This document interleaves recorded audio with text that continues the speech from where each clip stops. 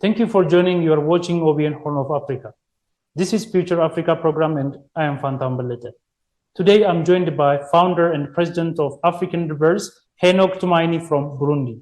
Henok, a very warm welcome to the program. Thank you very much, Future Africa, and I'm glad that I joined you today. Looking forward for a good discussion.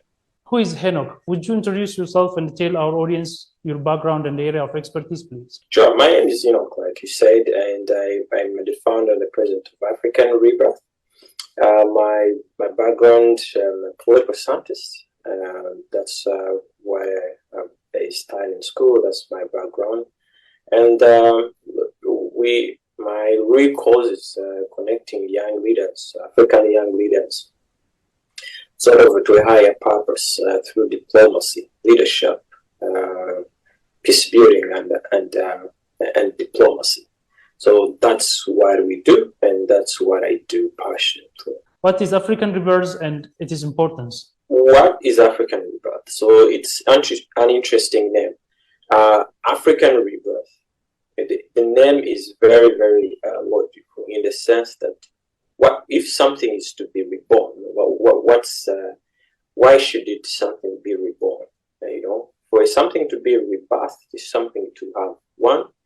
It must have died, and number two, it must not be growing. So the African rebirth is coined from that philosophy that the African continent or the African people, we need to be reborn again, in the sense that we need to be reborn politically, economically, and socially for a higher advancement of societies. So that's what African Rebirth stands for.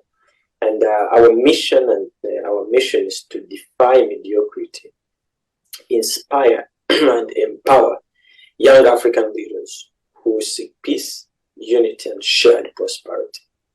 Our vision is a prosperous and a united Africa. So within those two mission and vision, we see the mindset to prosperity. Africans, we need to wake up to prosperity.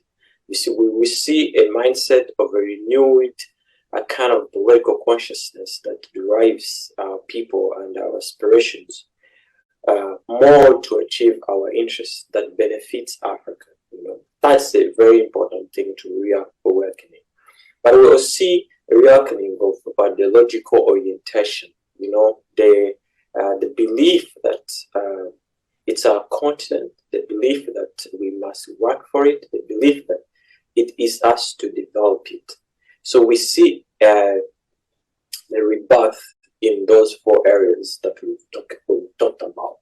The rebirth in leadership, the rebirth in entrepreneurship, of young people enterprising, or even the whole society enterprising. So that's what we stand for as African Rebirth. And our services include diplomacy, leadership, peace building, and entrepreneurship. And the four corners, the four factors that I've just mentioned, they're very key to the very existence of Africa. When, where, and how did African Rebirth start? Started 2 years ago, 2020. The pandemic year, we want to call it the pandemic year. We started 2020 here in Canada, but for us, we work more on a virtual ground because that was the most important thing. Virtual ground, virtual world in 2020 and 2021. But we have a physical office in Burundi. Our headquarters is in Burundi. That's how we operate. Most of our webinars are virtual. Who are the members of African Rebirth and what work has it done so far? Very good question. So we don't have official membership. Everyone who joins. So how we train our young leaders, we have what we call cohort mentorship programs. So we recruit young leaders and train them for a period of 6 weeks. So in the period of 6 weeks, we dive into mentorship deeply in those areas that I've just mentioned: leadership, diplomacy, entrepreneurship, and peace building. But after we train, after they graduate for the period of 6 weeks, they remain our alumni. So we have, right now, we have trained now we are on the 7th cohort. So we've trained over 2,000 young leaders that reach us directly, but also like people who come in indirectly, they're over to 5,000.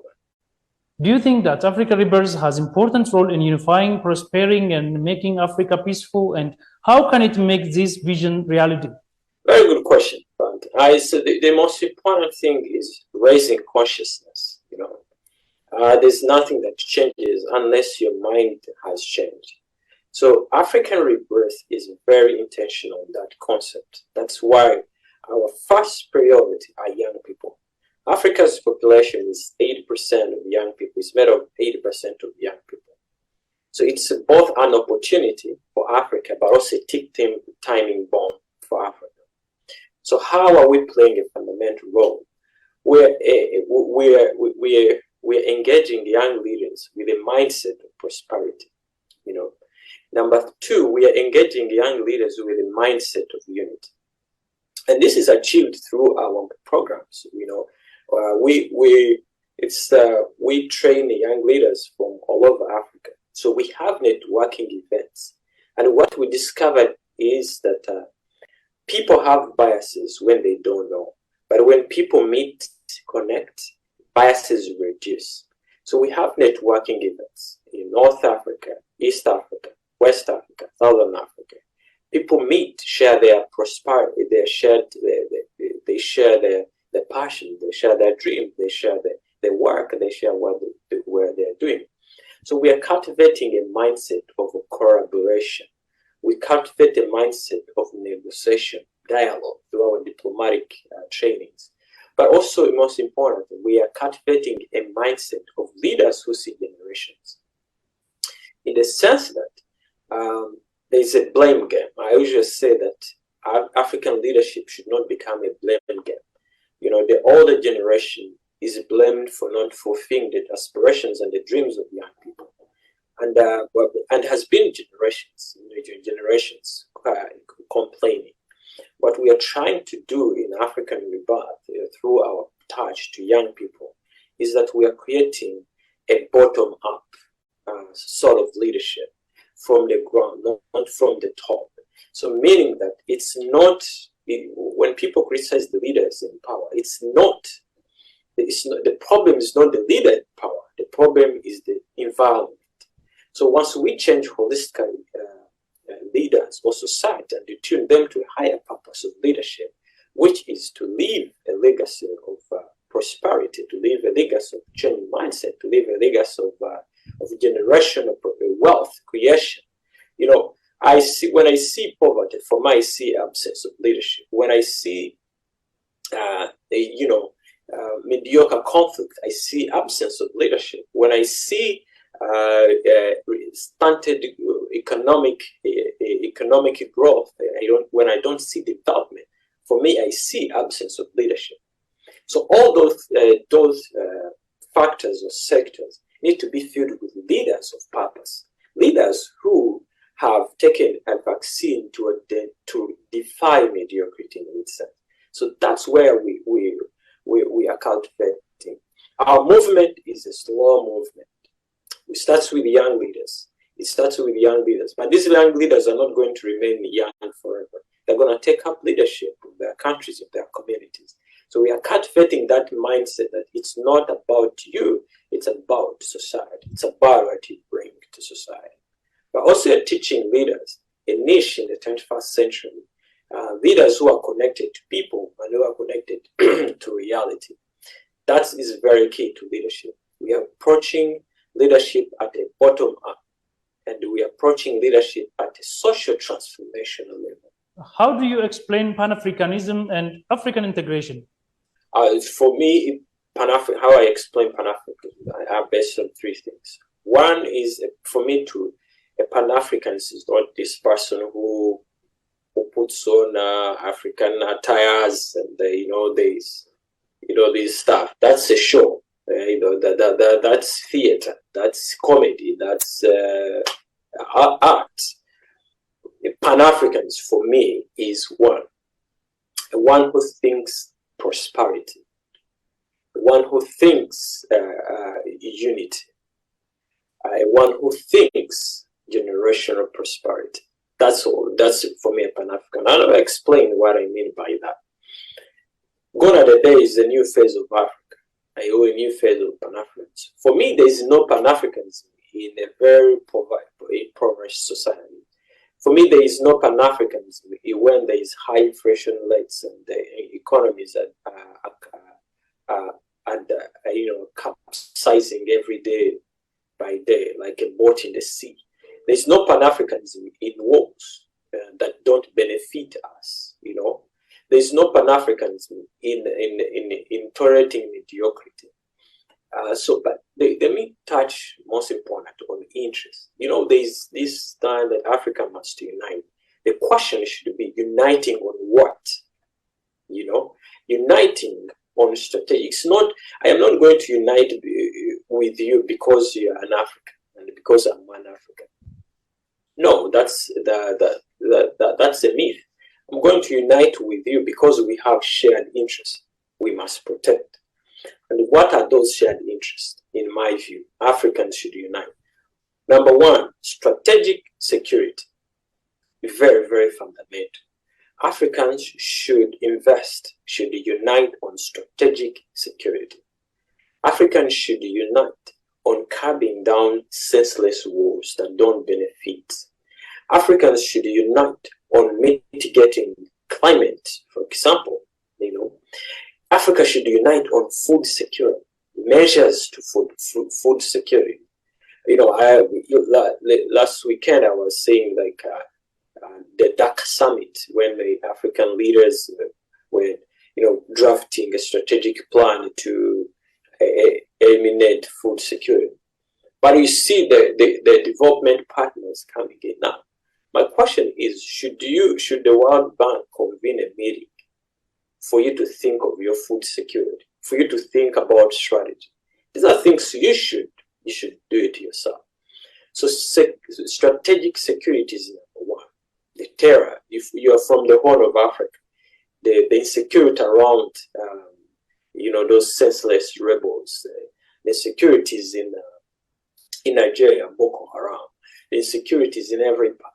That's strategic security. For God's sake, why should Boko Haram be a problem to Nigeria with the greatest military? You know, so that's the most important thing. Strategic security is number one. Number two is strategic economic policies, the shared prosperity. Africans should trade more with each other, you know, and I'm glad there is the African Free Continental Trade Area going on, but the implementation, you know, how can we implement this? Create a bigger market, the concept of market, the ability to sell, the ability to buy, the source of supply. Very key.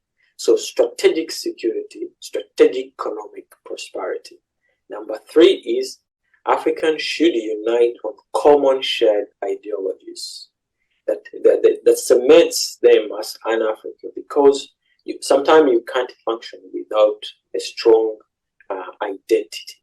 You know, who's an African? What should we stand for? And what should we be known for? What should we be known for? I think for me, those are most important things. Africans should unite on them. And until we unite around security, economic, and ideological, that's when we will really capture the real sense of prosperity.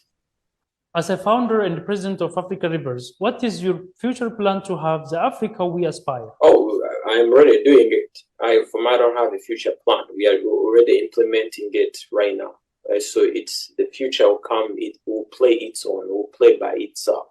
Right now, we are trying to see that we reach out to many people as Africans. We reach out to more young leaders. You know, we aspire.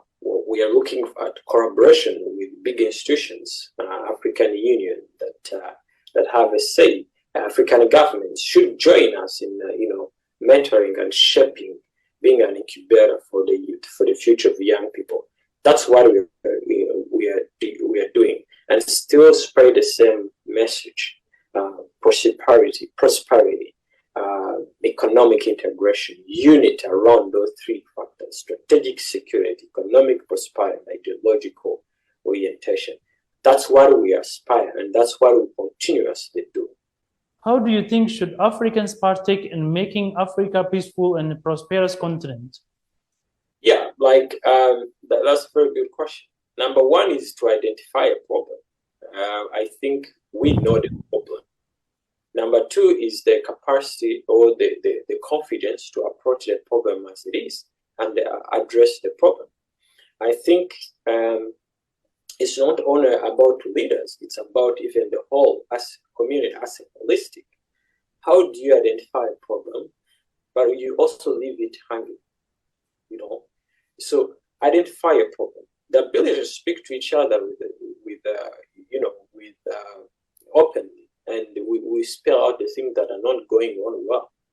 The ability to collaborate around shared interests, like I said, trade, very important thing. The ability of market trade, the ability to get tired of mediocrity, the ability to say that enough is enough. We need to change the course of history. So that they were saying that the ability to move, to think generation and say, we are not doing this thing for 5 years, but we are doing it for 100 years. So the mindset around generational prosperity, the mindset around collaboration, the mindset around defining mediocrity in its sense, and getting tired of many things that go wrong. And quote me right, there is improvement in approach. I see a rising of young leaders, hungry for change. But it's up to society to channel that change to a sensible solution, So we shouldn't have rising leaders who are going to cause more wars and everything like that. So we should have, but again, depends on society. So how do we collaborate society to channel the energy, to channel the brilliance, to channel the innovation into a useful revolution that benefit our society and cause? So around that mindset, that's how it is going to be, improved. Governance issue. Well, we have to fix a governance issue. We have to fix a governance problem. What do you think about future African media industry and political administration? Very good. So media plays a big role. So I think media should be given a center stage to play a bigger role, in the sense that media projects, shapes an agenda for any nation. Media is for agenda setting for any nation. So media will play a big role in the sense that it must cover, must promote, must change mindset on how people view Africa, but also how Africans view themselves. So media has a very, very fundamental role in this struggle for a proper independence, for proper freedom, for prosperity. So media should really not be in the business of, portraying Africa in the way the Western media portrays Africa. No, media should build an agenda, of, portraying Africa opportunities. Africa is already portrayed as a victim. You don't need to add any injury. You don't need to add an insult to an injury. We already have that. But how do we change the mindset? Because what people see them in media or about themselves, they start to believe in themselves. So media plays a big role in shaping that agenda. Because African media, most of them, I see that it's on they credit their relevance when they are criticizing the government and they're exposing the government for whatever they're doing.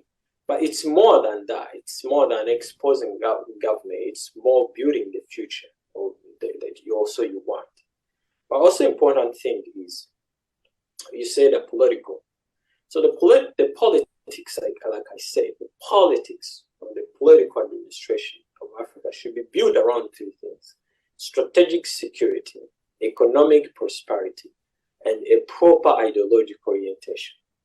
Because when I talk about proper ideological orientation, is that if there was proper ideological orientation, they couldn't have been from Ethiopia. They couldn't have been the TPLF fighting the government of Ethiopia, for example. You know, the question was, what are they fighting for? So they couldn't be those Boko Haram terrorizing fellow Nigerians if they're ideologically oriented very well. So the future administration of Africa, politically, should be built around three factors: secure Africa, prosper Africa, unite Africa. Do you think that Africa has strong and independent media industries that can truly serve as a watchdog for the interest of the countries in African continent? And how do you evaluate the Western media reports on Africa or about Africa? It's true, absurd, straightforward. It's the media, like I told you, the goal of media or journalism is not really to bring out stories or whatever. The media for any nation that understand well the concept of nation building is to shape an agenda for society. So the Western media have served the Western interest very well. Their government they shape Africa the way they want their government to be looked at. Now, the paradox with the African now is the confusion is they want to portray the same. The media, the Western media portrays Africa is the same way they want to really to portray. Now, the question is to counter the narrative. And how do you counter the narrative? You counter the narrative with the posterity. I think the illusion of like watchdog and everything media, something like that, is whatever watchdog work you are carrying out in any way should project a national trajectory of a country. Don't quote me wrong. I'm not saying that the media should be puppets of the governments and not project their independence. First of all, there is nothing like independent media. That's just an aspiration. There is no media that is independent. Any media has an agenda. And until the person, and when there's an agenda, there's a person who sets an agenda or a group that sets an agenda. So whatever the interest of that group is dedicates the working of the media. So there is no independent media, not at all. There is no independent media. It's only independent interests that prevail. But how do we alternate the few things? Is whether media is independent or not, it should really project the opportunities that exist in our countries. How many media houses have you seen on the African continent portraying Africa as a land of opportunity, portraying Africa as a destination for tourists, portraying positive African images? I see YouTubers more doing that than just official media.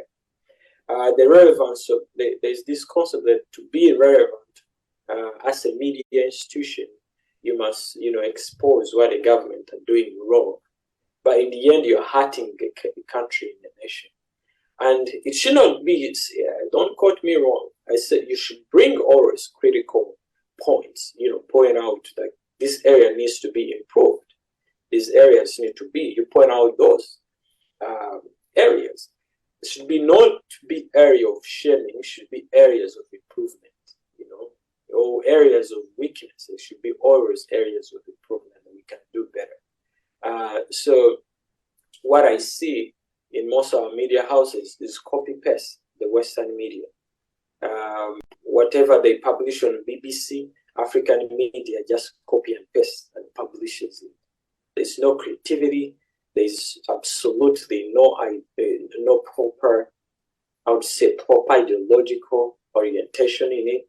But we should improve that. We should portray Africa as a land of opportunity and as a progressive society that is geared for more bigger things to come than just being captives of the ghosts of the past.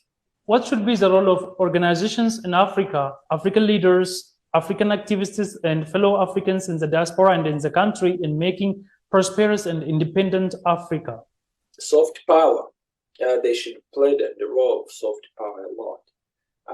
Civil society organizations play a very fundamental role in terms of shaping societies, socio-economic transformation. They are civil society organization, even at the private sector. Being like we are talking about a concept of young people. How do they invest in young people? How do they influence governments to adopt policies that are pro-people? So they can play an advocacy role. They can play sort of like checks and balance. Put the government on a pedestal. Governments on a pedestal and say whatever government is failing, civil society organization can champion that. Also, civil society organizations are very important in shaping, in causing socio-economic transformation. Investing in young people, in their businesses, entrepreneurs, act as incubators. They play a very fundamental role in shaping either the narrative of Africa, but also in individual countries. They can help a lot. How do you analyze the peace deal between TPLF and the federal government of Ethiopia that was undergone under the auspices of African Union? I think the peace deal was good, and now what remains in the play is the implementation part, but also a learning lesson, like why should you have even in the first place had a peace deal? Why should I think they should ask more themselves, like why in the first place went to war, and those things should never happen again. But now, like you say, is to rebuild society. Is what lies the nobility of the peace deal will be noble, not because they signed a peace deal, but because they implemented and put an end time to such things that will cause another peace deal. The peace deal should be development. The peace deal should be economic integration. The peace deal for any African should be allowing private sector to thrive and creating more jobs in industries. Right now, the peace deal they have is more political than even touching a small community. So the question now is to arrive and support the government, more like civil society organizations support governments, businesses support governments, and the other international organizations that could be play a part in development role should now support the government and the TPLF government, markedly, rebuild society that is fully down and disenfranchised.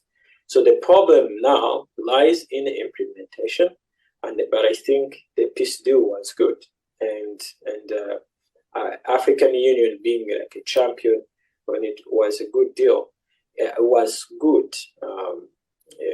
For me, it should be an African agenda, an African solution.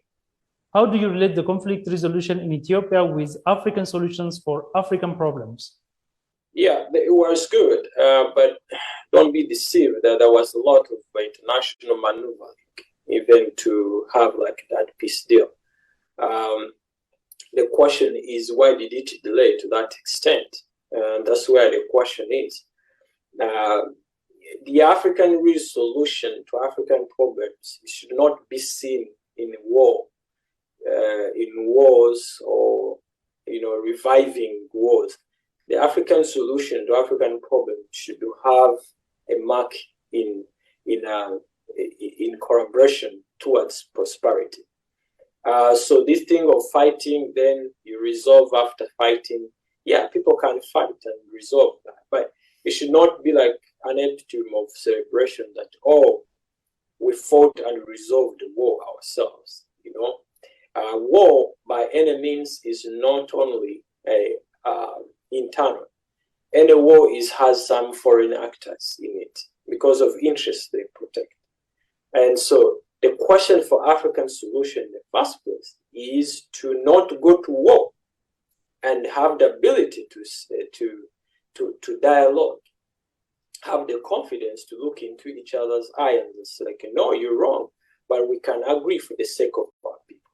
That's the African solution for Africans, for themselves. So in the first place, the first solution is not to go to war. I don't mean there shouldn't be there disagreements. There should be disagreements for sure.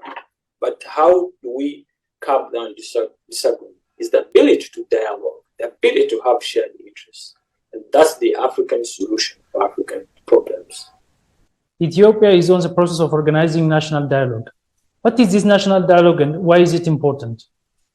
Yes, it is very important. And I think I highly recommend to have a national dialogue because right now the country is divided, either on ethnic or region or economic.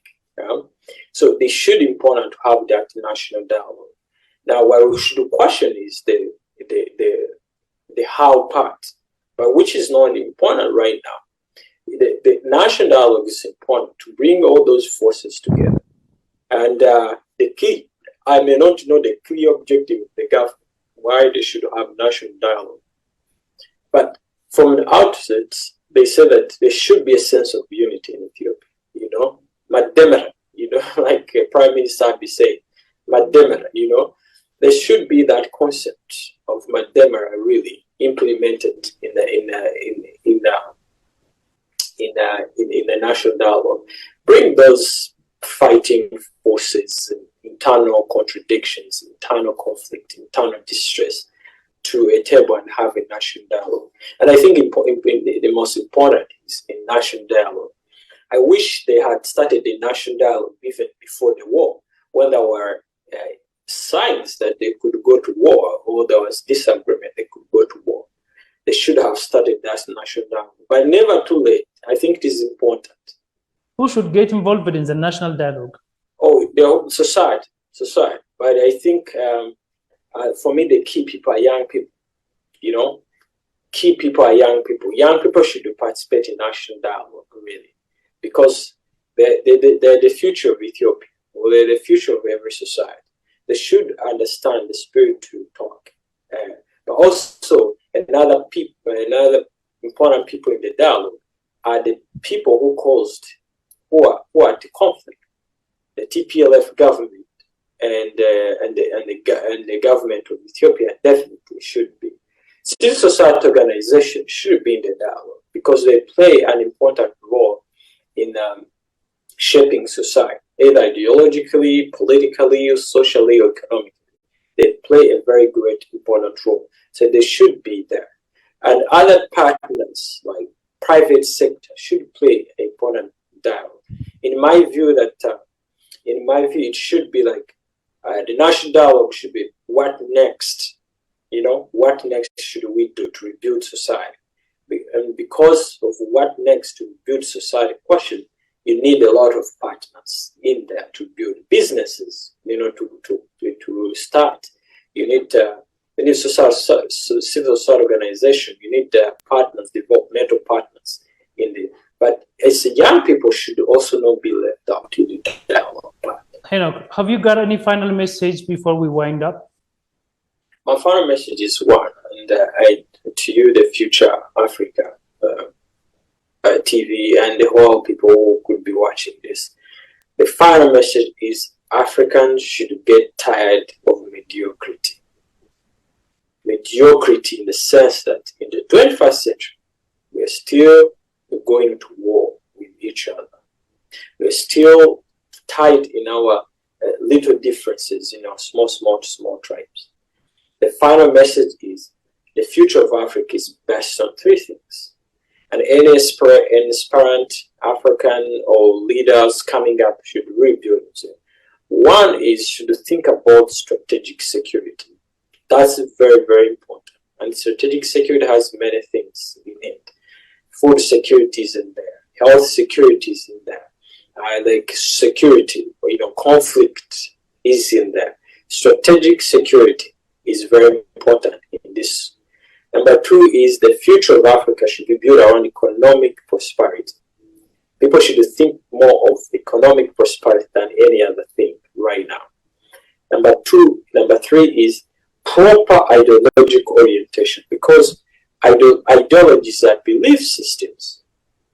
We are not going to have all those factors achieved if we have very wrong ideologies about Africa and who we are as Africans. So important things Africans should really invest in strategic security, economic prosperity, and ideological orientation. That are the root causes of all African problems. And I thank you very much. Founder and the President of African Rebels, Henoch Tumaini, thank you for joining me. Thank you very much. Thank you for hosting me. Have a very good day. Dear viewers of OBN Horn of Africa, this is all from us for now. Thank you for watching.